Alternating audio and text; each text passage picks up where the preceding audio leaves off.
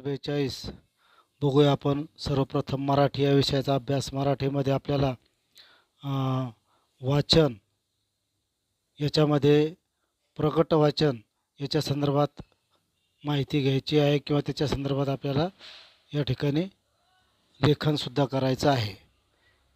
याच्यामध्ये महत्त्वाचा घट आहे तो म्हणजे विरामचिन्हे. आपण मागच्या कथा शिकायला बघितलं होतं की मूक वाचन आणि आज जे बघत आहोत ते म्हणजे प्रकट वाचन. प्रकट वाचन म्हणजे मोठ्याने वाचणे आणि मूक वाचन म्हणजे मनातल्या मनात वाचन करणे. तर या संदर्भात आपल्याला व्हॉट्सॲपवर जी PDF शेअर झालेली आहे, या PDF तुम्ही वाचन करायचं आहे.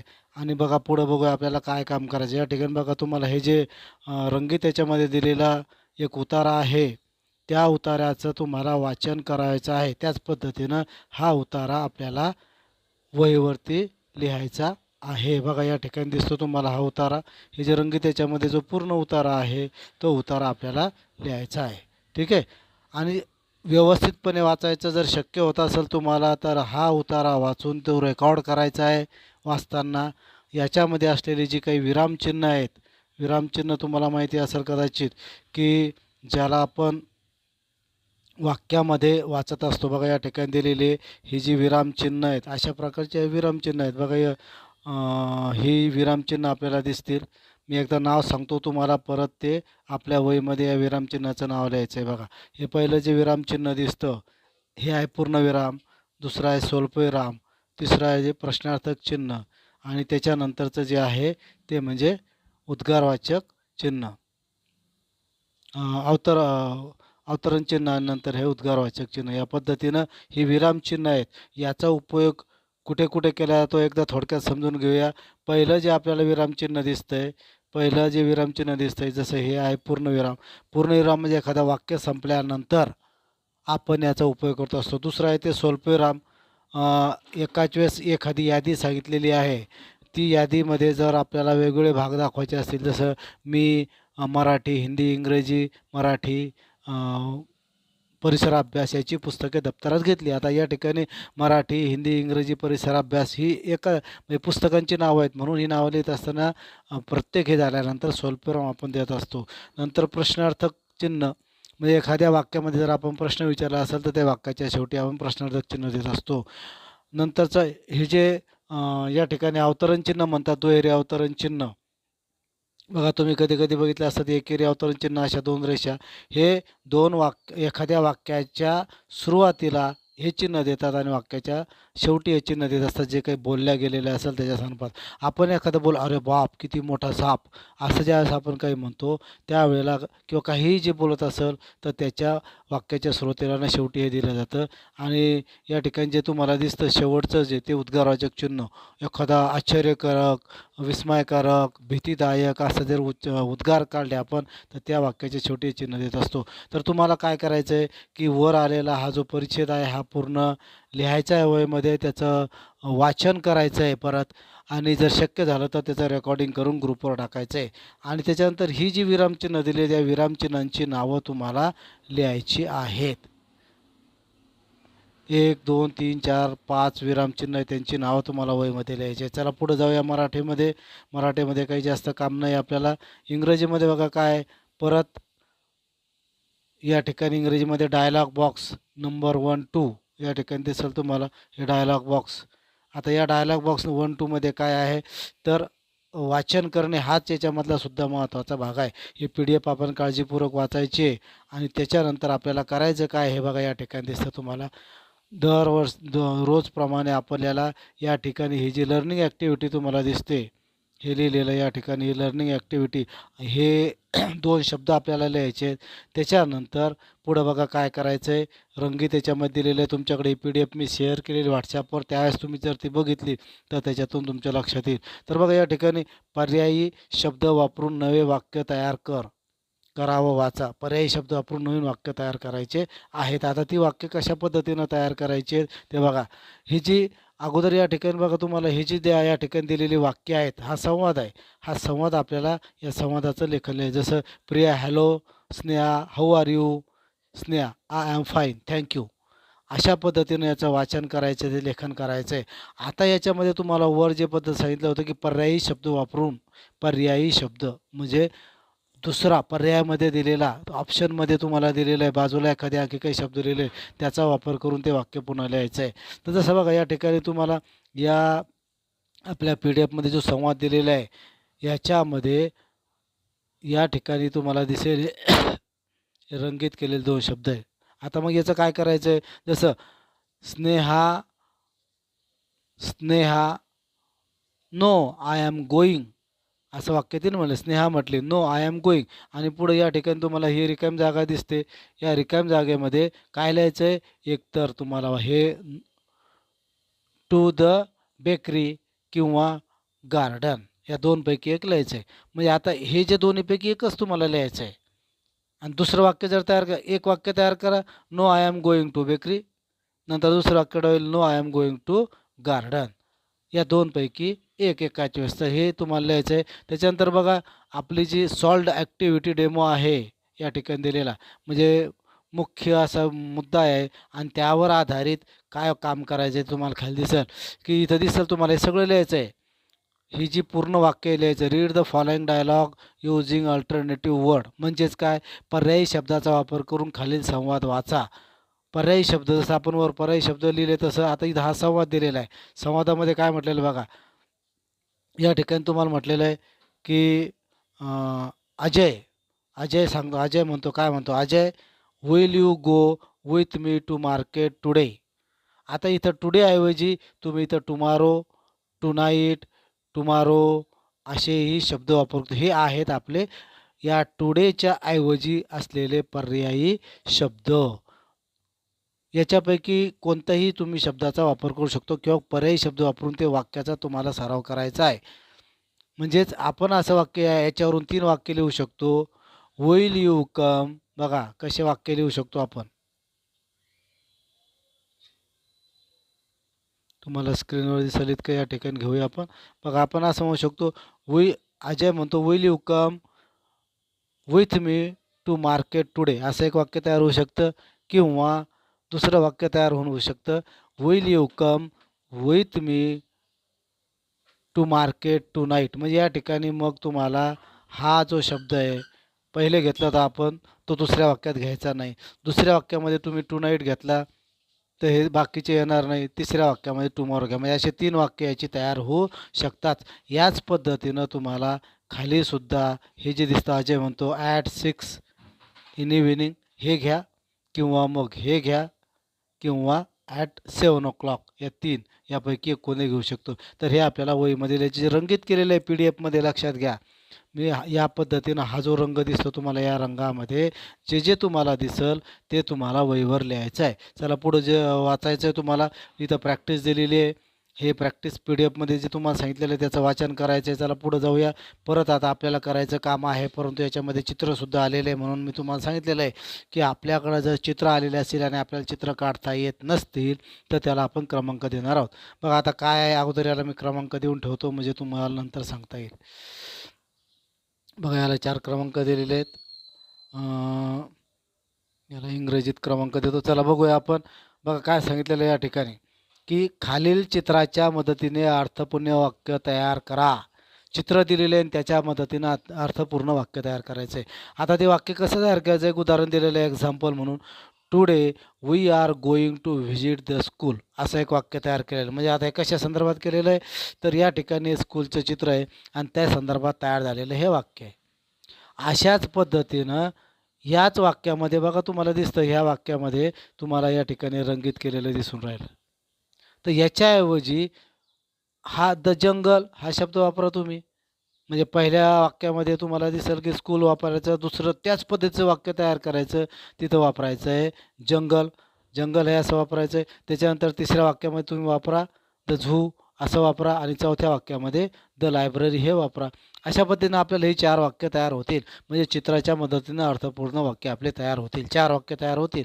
चित्र काढायचे नाहीत. 1 नंबर 2 नंबर 3 नंबर जे दिलेले, आता तुम्हाला चित्रही काढायचं नाही, नंबरही द्यायचं काम नाही, फक्त त्यातले शब्द तुम्हाला वापरायचे आहेत.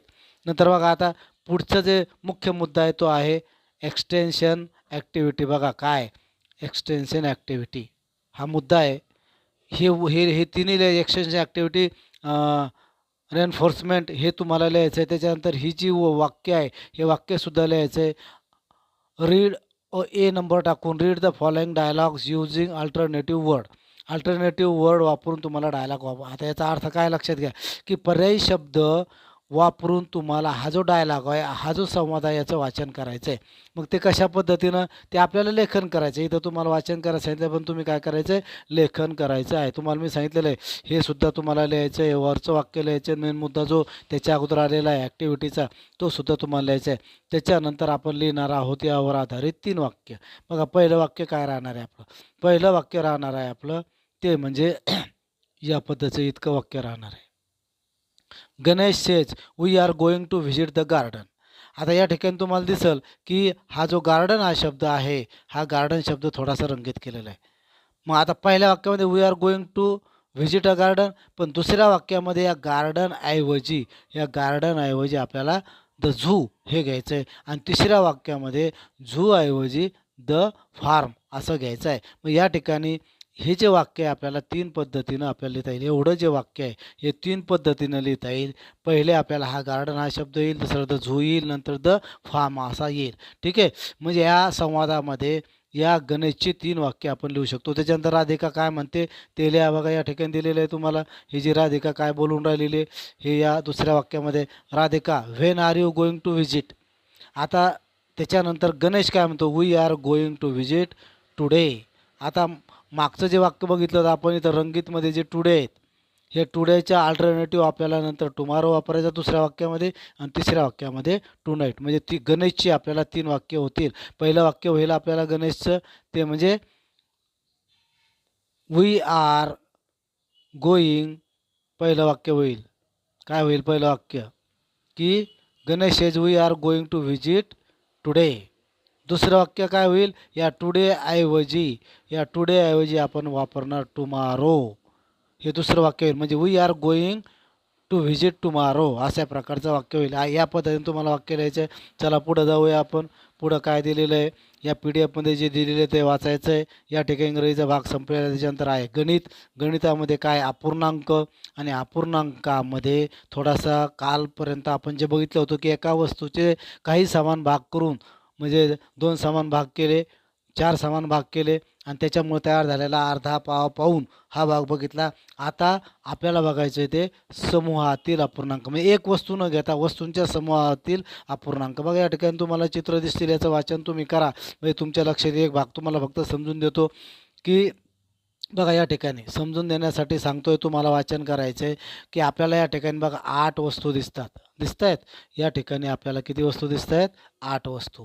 आता या 8 वस्तू म्हणजे 8 वस्तूंचा समूह आहे. याला जर आपण या पद्धतीनं जर आपण याचे 2 भाग केले तर या ठिकाणी आपल्याला डाव्या बाजूला 4 वस्तू आणि उजव्या बाजूला 4 वस्तू. बघा या डाव्या बाजूला 4 वस्तू आणि उजव्या बाजूला 4 वस्तू. म्हणजेच या 8 वस्तूचे आपण 2 समान भाग केले म्हणजे हा आहे अर्धा भाग आणि हा दुसरा अर्धा भाग. 2 अर्धा भाग म्हणून 1 भाग तयार होतो असं या ठिकाणी दिलेलं आहे. PDF असल्यावर तुमच्या लक्षात येईल. बघा या ठिकाणी चित्रामध्ये तुम्हाला ते रंगीत करून दाखवलेलं आहे. लाल गोळ्या ज्या आहेत या उजव्या बाजूला आहेत 8च्या अर्ध्या 4 आणि डाव्या बाजूला या काळसर गोळ्या आपल्याला दिसतील. त्याच्यानंतर पुढं बघूया याचे 4 समान भाग केले म्हणजे एक भाग म्हणजे पाव हा भाग आहे पाव भाग हा एवढा भाग पाव हा पाव असे 4 भाग झालेले आहेत. म्हणजे पाव भाग झालेला आहे. आणि या उभ्या रेषेनं जर बघितलं आपण तर या उभ्या रेषेनं आपल्याला इकडचा जो भाग आहे अर्धा आणि हा दुसरा अर्धा असा भाग तयार झालेला आहे. चला पुढं बघूया PDF मध्ये. हे तुम्हाला पाव अर्धा पाऊंची संकल्पना या ठिकाणी आलेली आहे. आता याच्यावर आधारित काय लक्षात येतं आहे तुम्हाला की हे या रंगीत याच्यामध्ये दिलेलं वाक्य तुमच्या वहीमध्ये लिहायचं आहे. अर्धा पाव किंवा पाऊण पूर्ण वस्तूचे समान भाग करून मिळवता येतात तसेच समूहाचे सुद्धा समान भाग करून मिळवता येतात. काल एका वस्तूचे 4 समान भाग करणं आपण बघितलं होतं. इथं आता समूहाचे 4 समान भाग. अर्थात प्रत्येक वेळेस होईलच असं नाही. समूहामध्ये प्रत्येक वेळेस 4 समान भाग होतीलच असं काही नाही. परंतु जर काही याचे मात्र होऊ शकतात तर ते या ठिकाणी तुम्हाला समजावून सांगितलेलं आहे. चला पुढं बघूया आपण. पुढं काय या ठिकाणी की हा जो आता रंगीत पूर्ण झालेलं जे दिसतं तुम्हाला आपल्या PDF मध्ये ते आपल्या वहीमध्ये लिहायचे. आता याच्यामध्ये चित्र दिसतील तुम्हाला. हे चित्र साधी चित्र आहेत हे तुम्ही काढू शकता. आणि इथं दिसलेलं सर्व तुम्हाला लिहून काढायचं आहे. काय करायचं आहे? सर्व तुम्हाला लिहायचं आहे. काय काय लिहायचं आहे? बघा या ठिकाणी हे सराव कोपरा हे शब्द लिहायचा आहे. सराव कोपरा हा शब्द आपल्याला लिहायचा आहे. त्याच्यानंतर हे जे वाक्य दिलेले प्रश्नार्थ पुढील वस्तू समूहाचे सांगितल्याप्रमाणे अर्धा, पाव, पाऊण भाग रिंगण करून दाखवा. आता जसं बघा या ठिकाणी चार ओळीमध्ये 2 रकाने लिहिले आहेत. पहिला जो असा रकाना आहे अर्धा, पाव, पाऊण असे शब्द लिहिलेले आहेत आणि पुढच्या रकान्यामध्ये चित्र दाखवलेले आहेत. तर डाव्या बाजूला या ठिकाणी हे जे लिहिलेलं आहे त्याचं तुम्हाला या ठिकाणी लिहिलेलं जे अर्धा आहे हे पुढं तुम्हाला या ठिकाणी जे चित्र दाखवलेले अर्धा करायचं आहे. मग हे अर्धा करण्यासाठी तुम्हाला त्याला काय करायचं आहे? गोल करायचं आहे. हे झालेलं आहे अर्धा. पाव दाखवायचा असेल, आता ह्या ज्या पुढच्या याच्यामध्ये बघा काय सांगितलेलं आहे तुम्हाला, याच्यामध्ये पाव असं दाखवायचं सांगितलेलं आहे. काय दाखवायचं सांगितलेलं आहे? पाव. बघा याच्यामध्ये पाव दाखवायचं सांगितलं. ही जी चित्र दिसतात मग याचे 4 समान भाग करा, त्याच्यापैकी पाग भाव गोल करून दाखवा. जसं आता इतका जो भाग आहे हा पाव भाग याचा होऊ शकतो. याच्यात पाऊण भाग दाखवायचा सांगितलेला आहे तुम्हाला, तर इतका भाग जो आहे या पद्धतीनं आपल्याला याचा वापर करायचा आहे. इतका भाग म्हणजे हा पाऊण भाग आहे. हे तुम्हाला जसं मी इथं रंगीत करून दाखवलं, इथं पाव भाग हा इतका भाग जो आहे तो पाव भाग आहे. या पद्धतीनं आपल्याला दाखवायचा आहे. चला पुढे जाऊया. आता या ठिकाणी परत एक तक्ता दिलेला आहे. हा तक्तासुद्धा आपल्याला पूर्ण करावायचा आहे. या ठिकाणी तुम्हाला चित्र काढायचे अर्धा पाव पाऊणचे. मागच्या तक्त्यामध्ये चित्र काढून दिलेले होते आणि अर्धा पाव पाऊण याला तुम्हाला सर्कल करायचं आहे होतं किंवा गोल करायचं आहे. काय जे असेल तुम्हाला पेन्सिल नाही करायला सांगितलं त्या ठिकाणी चित्र काढून मग तुम्हाला ते दाखवायचं आहे. चला पुढं बघूया. पुढे परिसर अभ्यास 1. परिसर अभ्यास 1मध्ये हा परत झालेला मागचा भागच आहे. या ठिकाणी जो घटक आहे तो घटक आहे प्रदेश व व्यवसायानुसार कपड्यातील विविधता. म्हणजे आपले कपडे या संदर्भातला हा भाग आपल्याला बघायचा आहे. या ठिकाणी तुम्हाला चित्र दिसतात की आपल्या भारतामध्ये विविध प्रदेशामध्ये लोक कशा प्रकारचा पोशाख करतात आणि त्याची माहिती या ठिकाणी तुम्हाला दिलेली आहे. पुस्तकामध्ये सुद्धा आपल्याला दिलेली आहे. हे आपण मागं सोडवलेला भाग परत आपल्याला सोडवायचा आहे. या ठिकाणी तुम्हाला चित्र दिलेली आहेत पहिले 4, त्याला आपण क्रमांक देऊया. हा 1 क्रमांकाचे चित्र. 2 तुम्हाला या ठिकाणी तुमच्या वहीमध्ये चित्र न काढता त्याला क्रमांक द्यायचे आणि याच्या खाली जे दिलेले शब्द आहेत जसं इथं राजस्थान, इथं पंजाब असं दिलेलं आहे, इथं तामिळनाडू आणि इथं महाराष्ट्र. आता याच्यामध्ये बघा तुम्हाला जर समजण्यासाठी आता महाराष्ट्राचा पोशाख कोणता आहे या 4 चित्रापैकी जर आपण लक्षात घेतलं तर महाराष्ट्राचा जो पोशाख आहे हा तुमच्या लक्षामध्ये येईल की हा महाराष्ट्राचा पोशाख आहे. याचा अर्थ 2 नंबरच्याची जोडी या महाराष्ट्राशी लागते. जसं पंजाबचा हा पोशाख आहे, राजस्थानचा हा पोशाख आहे म्हणजे 4ची जोडी राजस्थानशी राहील आणि 1ची जोडी तामिळनाडूशी लागेल. म्हणजे 1 तुम्हाला आपल्या वहीमध्ये लिहिताना काय लिहायचं आहे? वहीमध्ये लिहित असताना तुम्हाला या पद्धतीने लिहायचं आहे. समजा तुम्ही लिहिणार 1 नंबर आणि त्याच्या पुढं लिहिणार 1 नंबरची 1 नंबरचं चित्र याची जोडी कुठं लागते? तामिळनाडू. मग पुढं लिहा तामिळनाडू, तामिळनाडू. ठीक आहे. त्याच्यानंतर हे दुसरं चित्र आहे याची जोडी कुठं लागते? महाराष्ट्राशी. मग लिहा 2 आणि त्याच्या पुढं लिहा महाराष्ट्र. 3 आहे पंजाब म्हणून इथं लिहा पंजाब. अशा पद्धतीनं आणि 4 आहे राजस्थान म्हणून 4 राजस्थान. अशा पद्धतीनं तुम्हाला लिहायचं आहे आणि खाली जी दिलेली चित्र आहेत ठीक आहे. आता बघा तो प्रश्न समजला असेल पहिला तुम्हाला.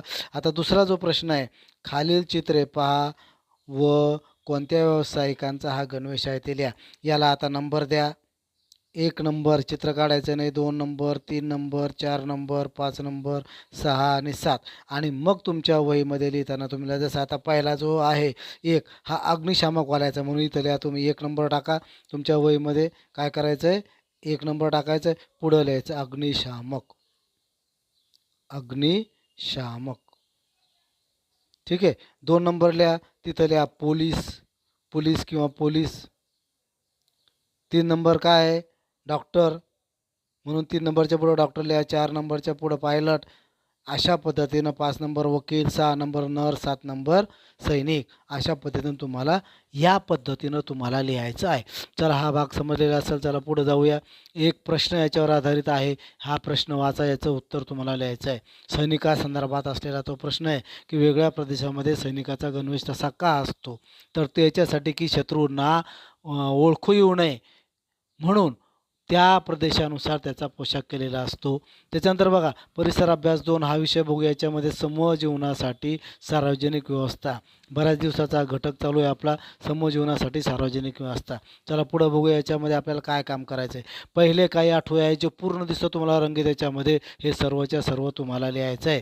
याच्यामध्ये हा प्रश्न, त्याच्या खाली त्याचं उत्तर असं शब्द टाकून याचं उत्तर लिहायचं आहे. नंतर येतं या ठिकाणी उत्तर. पिण्यासाठी साठवलेले पाणी कुठून आले असावे, हा दुसरा प्रश्न आहे, त्याचं उत्तर तुम्हाला लिहायचं आहे. त्याच्यानंतर करून पाहूया, याच्यामध्ये तुम्हाला लिहायचं आहे. करून पाहूयामध्ये सांगितलेले हे वाक्य लिहायचं आहे. पहिला प्रश्न, त्याच्या खाली त्याचं उत्तर, त्याच्या खालच्या ओळीमध्ये. या पद्धतीने या तीनही प्रश्नांची उत्तरं तुम्हाला लिहायचे. प्रश्न वाचा, उत्तर लिहा. प्रश्न अगदी सोपे आहेत. पुढची PDF काळजीपूर्वक वाचा आणि शेवटचा भाग, या 3 प्रश्नाचे उत्तर आपल्याला लिहायचे. इथं फक्त प्रश्न दिलेले आहे, तुम्हाला उत्तरसुद्धा लिहायचे. या प्रश्नाचे उत्तरे शोधूया, हे सुद्धा वाक्य तुम्हाला लिहायचं आहे. नंतर हा प्रश्न लिहायचा आहे, पाणी नेमके कुठून येते, आणि त्याच्या खालच्या ओळीवर उत्तर असा शब्द टाकून या प्रश्नाचं उत्तर लिहायचं आहे. याच पद्धतीनं तुम्हाला तीनही प्रश्नाचे उत्तरं लिहायचे. या ठिकाणी आपला हा भाग संपलेला आहे. परत भेटूया उद्याला. ठीक आहे. धन्यवाद.